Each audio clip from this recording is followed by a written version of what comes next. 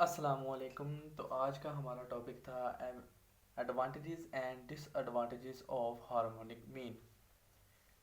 तो पहले हम करेंगे इसके एडवांटेजेस के बारे में बात।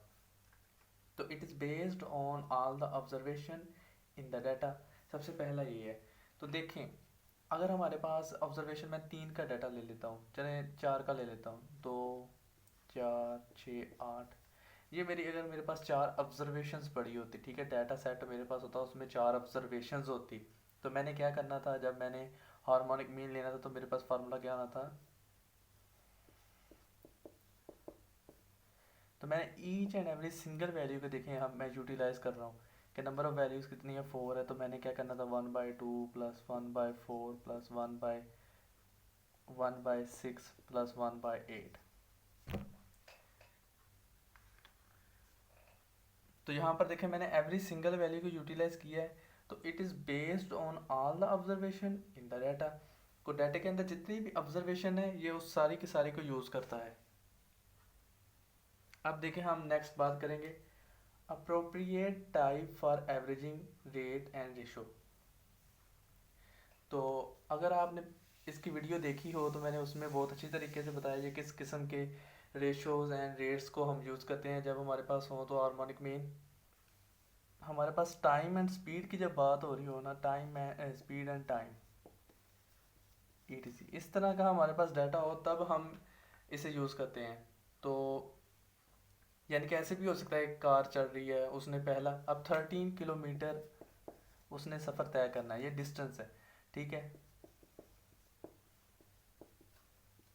अब वो डिस्टेंस पहले क्या कर रहा है देखें, तो 15 किलोमीटर पर आवर से कर रहा है, फिर वो कर रहा है तो 20 से कर रहा है, तो फिर वो कर रहा है 25 से।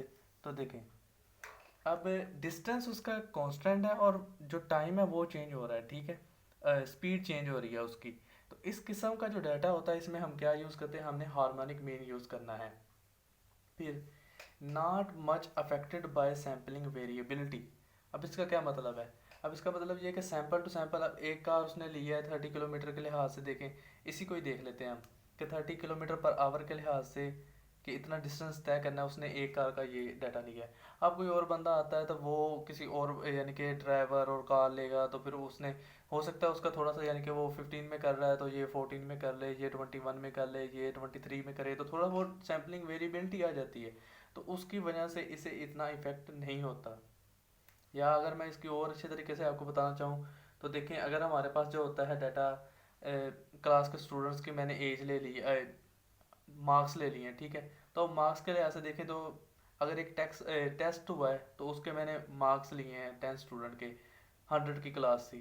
तो मैंने सैंपल के तौर पर 10 लिए ना, अगर कोई और बंदा आएगा तो उसने किसी और के, यानी कि जब उसने अपने 10 सैंपल लेने, तो हो सकता है उसे कोई और 10 लड़के मिले, इसलिए देखें उसका सैंपल चेंज हो गया, लेकिन वेरिएबिलिटी इतनी नहीं आएगी, आएगी अफेक्ट करेगा, लेकिन उससे इतना ज़्यादा आंसर के ऊपर इफेक्ट नहीं होगा। अब rigorously defined by a mathematical formula. Rigorously का मतलब होता है बहुत ही केयरफुली, थॉरोफुली, यानी कि थॉरली, इजी, यानी कि अंडरस्टैंडिंग वे हमारे पास जो होता है ना, बिल्कुल साफ सुथरा करके दे देना। मैं अगर आपको इजी तरीके से बताऊं तो आपको बहुत अच्छे अंदाज में, यानी कि ये मैथमेटिकल फार्मूले में बताया गया है, डिफाइन किया गया है, ठीक है, इजी वे में, अंडरस्टैंड वे में, ठीक है। ये थे हमारे इसके एडवांटेजेस। अब हम बात करते हैं इसके डिसएडवांटेजेस की तरफ जाते हैं। तो बात करते हैं हम अब इसके डिसएडवांटेजेस की। तो it cannot be calculated if any of the observation is zero. By the way, मैं पहले इसलिए लिख लेता हूँ ताकि हमारा टाइम बच जाए।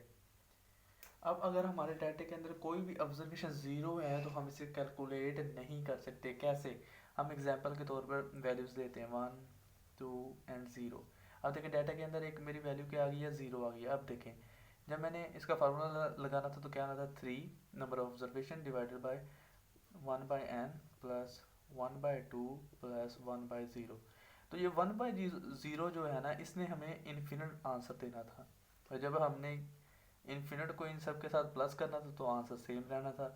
जब हमने इसे डिवाइड करना था तो आंसर आ जाना था 0, और 0 को हमने जब 3 के साथ मल्टीप्लाई करना था तो तब भी हमारा आंसर 0 ही आना था।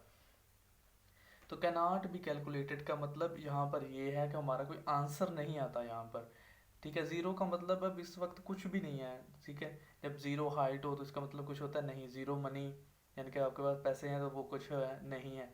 ज़ीरो एज कुछ भी नहीं होती, इस तरह है। तो it can not be calculated if any of the observation is zero. Second क्या है, gives too much weight to the smaller observation. तो हम यहाँ पर इसे थोड़ा सा चेंज करके देख लेते हैं कि ये क्या कह रहा है। अगर मेरे पास यहाँ पर वैल्यू है 3, तो देखें सबसे बड़ी वैल्यू कौन सी है, 3 है इसमें डाटा के अंदर। तो इसने इसे सबसे कम वेट देना है। It gives too much weight to the smaller observation, और स्मॉलर को सबसे ज़्यादा देगा। पहले हम स्मॉलर के लिहाज से देखते हैं। जब इसका आंसर आएगा तो हमें क्या आएगा, पहले मैं आपके लिए इसके आंसर लिख देता हूँ। ये 1 ही आएगा, ये 0.5 आएगा, और ये कुछ आएगा 0.33। तो देखें इस वक्त सबसे स्मॉलर ऑब्जर्वेशन जो थी ये वाली, इसे क्या मिला, सबसे ज़्यादा वैल्यू मिली है। और जो सबसे बड़ी है उसे क्या मिला है, सबसे कम मिली है। तो देखें gives too much weight to the smaller observation. अब इसी के हम एक ऑपोजिट भी, उलट भी एक और इसका डिसएडवांटेज बना सकते हैं कि it gives less weights to the higher observation, ठीक है। It gives too much weight to the smaller observation, it gives less weight to the higher observation. ये मैंने आपको बता दिया। अब देखें नॉट, मैं ये आपको बताता हूँ। तो मेरे पास है ये नॉट रेडिली अंडरस्टैंड, ठीक है। इसे अंडरस्टैंड करना इतना आसान नहीं है। देखिए अब हम ऑब्जर्वेशंस होती हैं हमारे पास, उससे पहले तो हमने, ठीक है, ये इस तरह लिखना होता है। उसके अलावा हमें स्पीड और टाइम का डाटा देखना पड़ता है, फिर देखना पड़ता है कि हमारे पास जो डिस्टेंस है वो कांस्टेंट है कि नहीं है। तो इस लिहाज से यानी कि अंडरस्टैंड करना इसे थोड़ा सा डिफ़िकल्ट है। तो ये था हमारा आज का टॉपिक। उम्मीद है आपको वीडियो पसंद आई होगी। तो अल्लाह हाफिज़।